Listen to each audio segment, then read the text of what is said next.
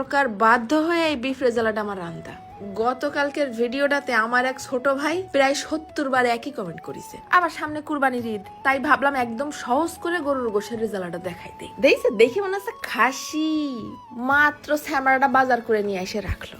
অমনি দেখলাম আমার এক ছোট ভাই পয়লা বৈশাখের দিন নাকি পিকনিকে গরুর রেজালা রানবে। কমেন্ট করেই যাচ্ছে, থামাথামি নেই। তাই ভাবলাম এখনো যেহেতু গোশটা ফ্রিজে তুলিনি, তা রাইনতে ফেলি। তাই এই জায়গায় 1 কেজি গোশ পুরোপুরি নেই, 2-4 পিস সলিড গোশ আবার উঠোই রাখিলাম।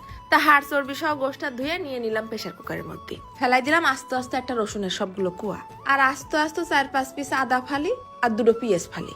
7-8টা দিলাম আবার চিরা শুকনো ঝাল আর বেশ খানিকটা নুন, আর জগতের যত শুকনো মশলা আছে, এলাচ, দারচিনি, 3-4টে লবঙ্গ, 2-3টে তেজপাতা আর টুসখানি দিছি জয়ত্রী। এইবার এমন করে পানি দিতে হবে গোশটা যেন ডুবে থাকে।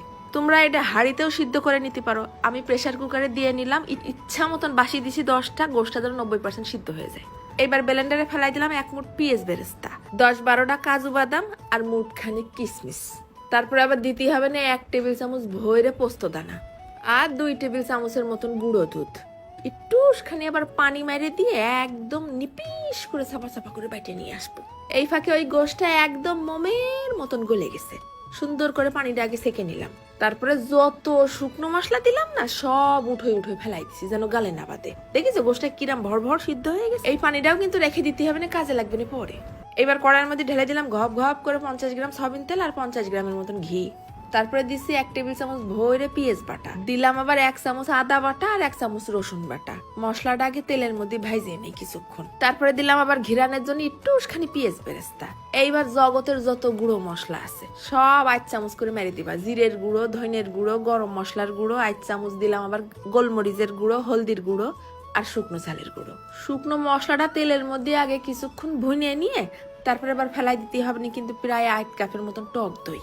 এই রেজালা ছিল রাজা বাদশাহের খাবার, একটু ভিআইপি করে না রানলে হয় না। অল্প করে ওই যে গোশ সিদ্ধ করা পানি মারতে হবে আর মশলাটা ভুনতে হবে।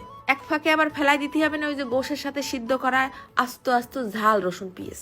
সব সুন্দর করে মিশে তেল উঠা ভাব হয়ে গেলে ফেলাই দেবো ওই বাদাম কিশমিশ বাটা। ইনারেও নেড়ে চেড়ে মশলার সাথে মিশাই নেই। ওই মশলার সাথে বাদাম কিশমিশ সুন্দর করে কষানো হয়ে গেলে আবার ঢালে দিলাম আরো একটুখানি গোশের পানি। এই ফাঁকে কিন্তু নুন ঝালটা চেক করে কম মনে হলে আবার মারি দিতে পারো। যেই সব মশলা সুন্দর মতন ভুনা হয়ে গেছে তখনই দিয়ে দেবো ওই সিদ্ধ করা গোশটা কিন্তু এখন একেবারে ফুল সিদ্ধ, খুব আলতো হাতে নাড়তে হবে, বেশি নাড়াচাড়া করা যাবে না। একদম মিডিয়াম আছে 15 মিনিটের জন্য ঢেকে রেখে দেবো, মশলাটা গোশের মধ্যে ঢুকুক। তারপরে দেখবা আস্তে আস্তে তেল উঠা ভাব হয়ে আসতেছে। শেষ পর্যায়ে মারি দেবো আরো খানিকটা ঘি। এই ফাঁকে 2-4 ফোঁটা কেওড়া জলও মারি দিবা, হেব্বি ঘেরান হবে। তা আমার ঘরে নেই, তা দেবো কোনতে। দেখিস কালার যে একটা বাসনা বেরোচ্ছে, বাড়তি কিচ্ছু লাগবে না, একদম ঘরোয়া মশলা এই নাম করে রাইন্দে খাবা, শাহি একটা ফ্লেভার বাবা। তবে সত্যি কথা যেটা, এই রেজালা কিন্তু গরম ঘিয়ে ভাজা পরোটা অথবা গরম পোলাও ছাড়া অন্য কোনো সাদা ভাতের সাথে অতটা যায় না। একটুখানি টিপে দেখাই, ও খুদা মোমের মতন গলে যাচ্ছে। এসে রান দিলাম গরু, মনে হচ্ছে খাসি। টপাটপ ঝরঝরে সাদা পোলাওয়ের সাথে মেরে দিলাম 1 থাল। মশলাটা যে এত সাদা রে, এত ফ্লেভার, একটুখানি মশলা ভরায় আর গোশ ভরায় পোলাওয়ের সাথে। আর ফাঁকে মেরে দিচ্ছি খসমস করে কাঁচা ঝাল আর পেঁয়াজের পর কামড়। আমরা এই যে কষ্ট করে রান্তালি, বৈশাখের দিন না রাইন্দে যদি আমার পিক না দিছিস তাহলে কিন্তু ঠাস করে মেরে দিবেন 4-5টা অভিশাপ চলে যাচ্ছে। ধন্যবাদ।